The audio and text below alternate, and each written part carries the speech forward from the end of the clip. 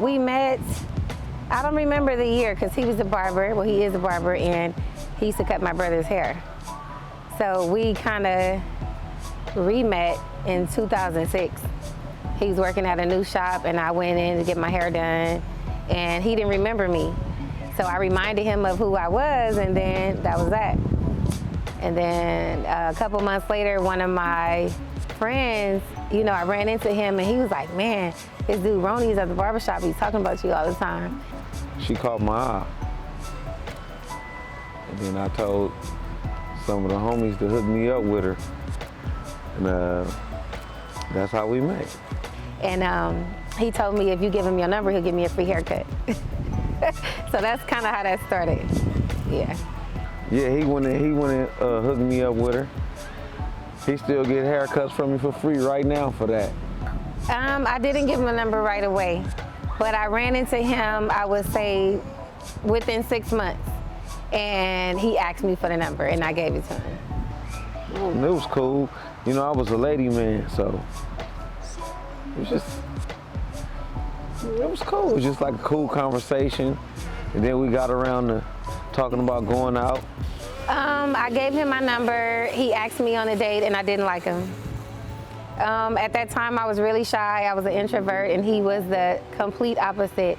I remember I complimented him, told him he smelled good, and he was handsome, and he said, oh, I know I'm fine. Like, I don't need anybody to tell me I'm fine. That's already been established. So he kind of like rubbed me the wrong way a little bit in the beginning. So it kind of took a while for, you know.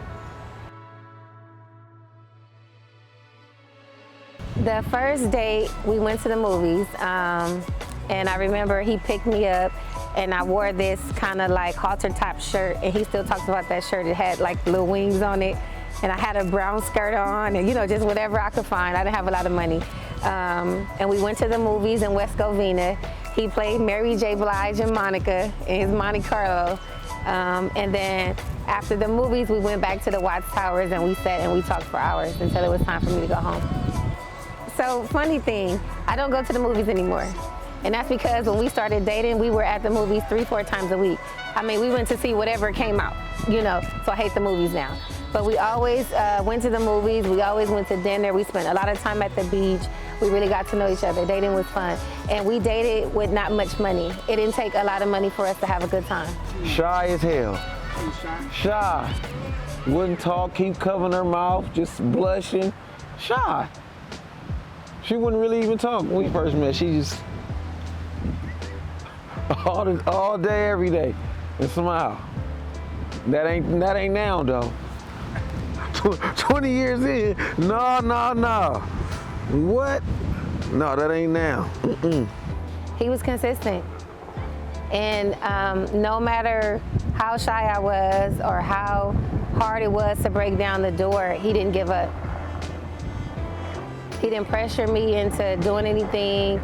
He always wanted to have fun. We would talk on the phone for hours. And he wanted to see me every day. He wanted to see me every single day. So, yeah, it made me feel special. I think it was attractive. I had never been with a girl that was shy. You know, most girls talk, and she wouldn't talk. She wouldn't talk at all, really, for the most part. And when she was talking behind her hand, smiling. I think the fact that I was persistent in conversations and talking and, you know, calling, and she started loosening up. But even after years, she was still shy. Yeah, she was still shy for a long time.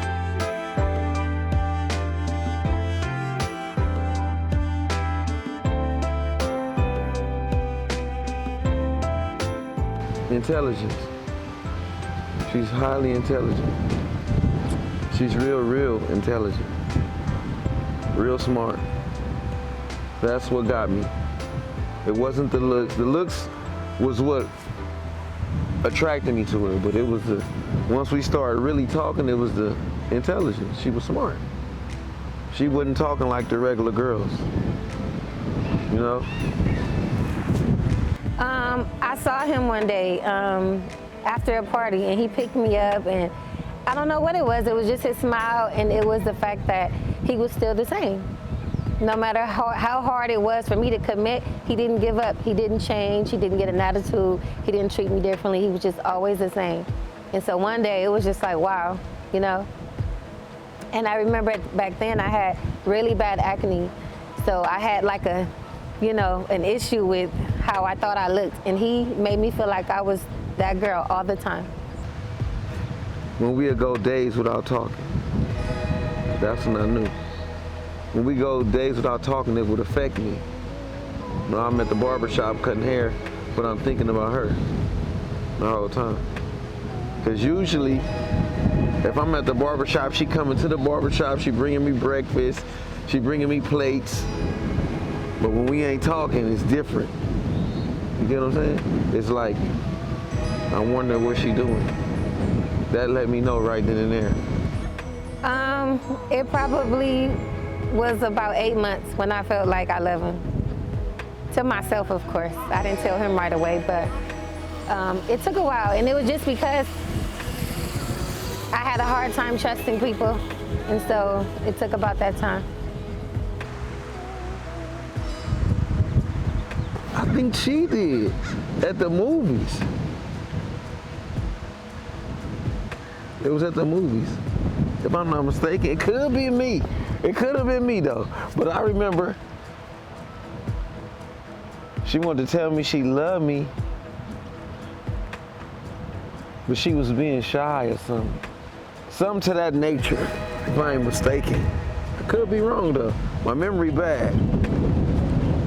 But it's something like that. I think he had the about time kind of reaction. Even though I said it first, he showed it first. So it was like that about time, you know, so. I was happy to know she felt the same way that I felt. Especially with her not talking so much.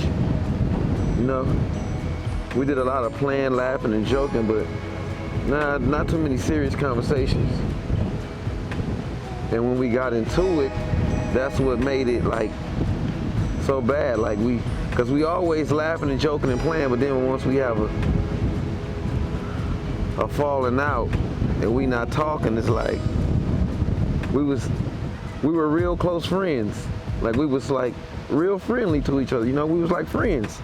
Even in the beginning, we was friends. So it was like when I'm not talking to her, it's bad. It's a long day at the barbershop. It's a long day when I'm not talking to her, for sure. I remember them days. Even longer nights when we it's even longer nights when we ain't talking, yeah. We'll fall asleep on the phone with each other all night. We'll wake up, she be getting ready for school. I'm getting ready to go to work.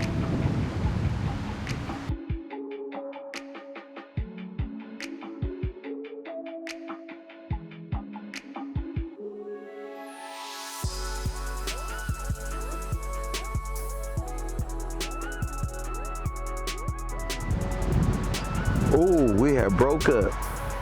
I was in and out of town and got caught up in some nonsense. And we was going back and forth and she was saying she was done. But I knew then I had to get my woman back. But I already knew that she was the one. But I was just in the street. So that's what, you know, that's what it was. But yeah, I knew. A lot of men know, but I think they just it be pride and ego. So, yeah, I knew already though. I think she knew too. For me, it was a couple of years. I think for him, he talked about marriage early on. He always talked about it, and he always said, when we get married, or I want to get married. But we never really talked about a timeline. So one time, at one point, he was leaning towards marriage, but we were going through a lot. And so I didn't feel like it was the right time. We needed to work through some things. And so we didn't do it at that time. But later on, he got into a really bad motorcycle accident. And we thought the worst. And so the time he was in the hospital, I spent the night with him in the hospital, and we just talked, and he was like, you know, you right here by my side like you always been, and you know, it's time for us to make it right. So maybe 6 months later, he proposed.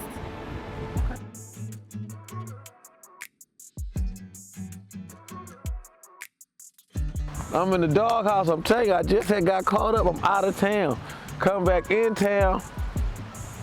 Oh, man. So my homies is Chopper and Sally. We going to go buy a ring.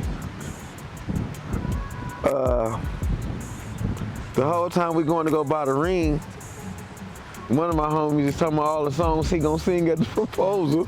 He ain't say nothing. Scared as I don't know what. He probably more scared than me.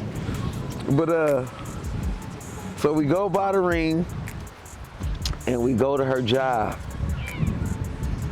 When we get to her job, she went to go take a test. A test for the, maybe the RN program or something. Some type of nursing test, quiz, something. But we telling the dude who at the front desk, like, man, don't tell her we came. So the next day when we get up there, the receptionist, he came and found me in the back, and he said, there's a guy out there to see you. And I thought maybe it was one of my patient's husbands want to come in the room, you know, showed up late. And so when I went out there, I didn't see anybody to the waiting room. And so I went back to work, and then they came and got me again. And then the second time I went to the waiting area, I saw the best friend.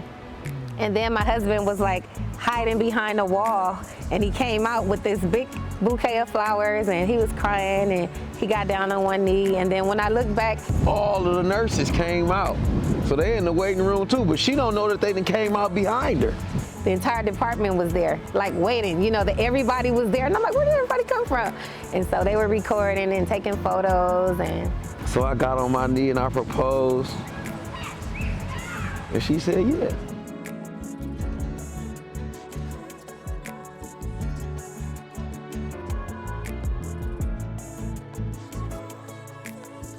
I walked around for like, you know, a few days, like, wow, I couldn't believe it. I couldn't believe it. I was relieved, because I thought she was going to say no. I thought she was going to say no. He was so excited, you know, he wanted to get married right away. You know, we had talked about having a big wedding back then, but I think we were just so caught up in, you know, the moment.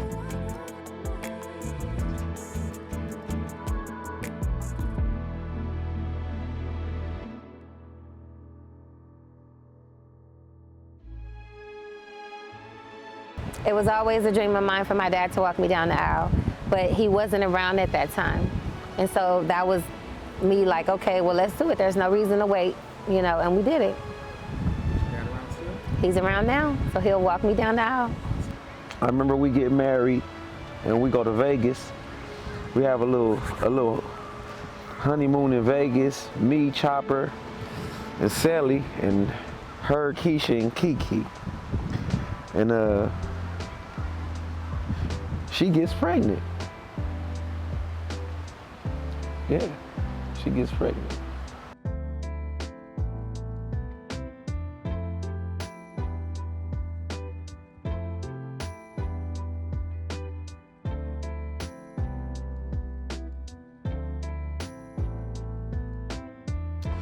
We had been together already for 10 years. You know, and we had been through a lot. If you really asking me, I think we should have been married before that. If I was a different person, if I was a different man, you know what I'm saying? Like I'm saying, I'm still in the streets at this time. You feel me? I'm a ladies man. I'm dating girls here and sneaking here and getting caught, always in trouble. So, you know, yeah. I think we would have been married. She deserved it. I think we struggled in the beginning of our marriage to become one.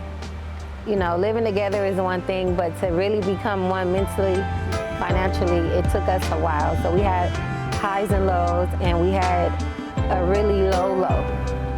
And I think that really low low was needed because it was like 5 steps back, but now we're 50 steps ahead. And the way we are with each other now, and the way we love each other, and the way we connect, and the way we support each other, it's like never before. And so I think we kind of needed it. It wasn't ideal. We both got hurt a lot. But we came back, and we're strong, and we're healthy. I was an asshole from the jump. So it's like, when she pregnant,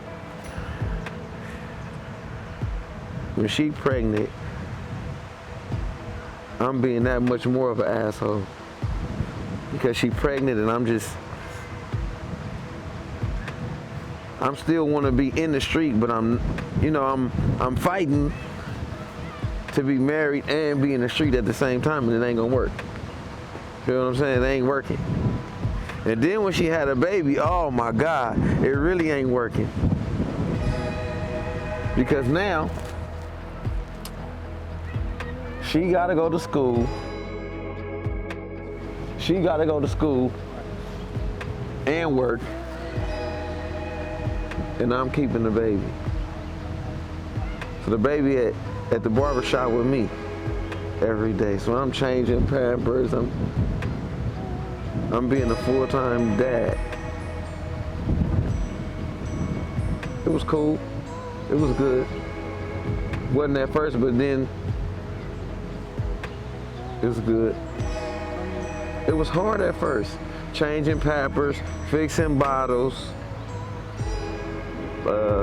dealing with him crying, watching him.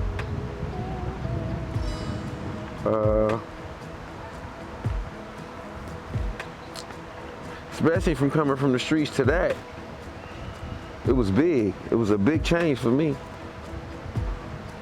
That's probably why I was treating her so bad at that time, during them times. That's majority of it.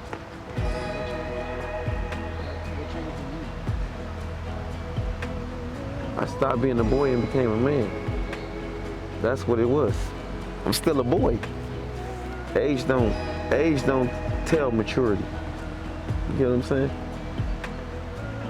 I became a man. Me and Shorty best friends right now. Me and the baby, we best friends.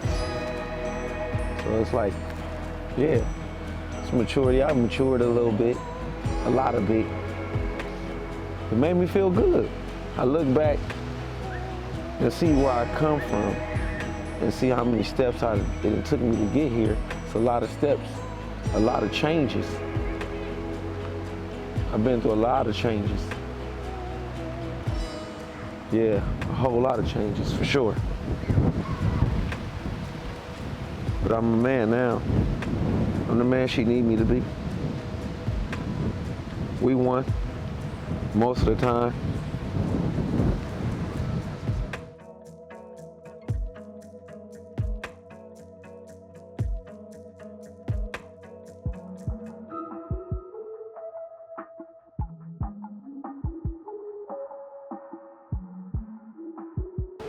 So a few years ago, he wanted to renew, and I said, well, my dad's here, but you know, we're not at a big milestone yet.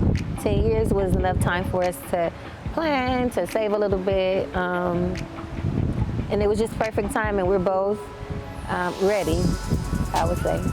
We're both ready. Well, like I said, I wanted a party.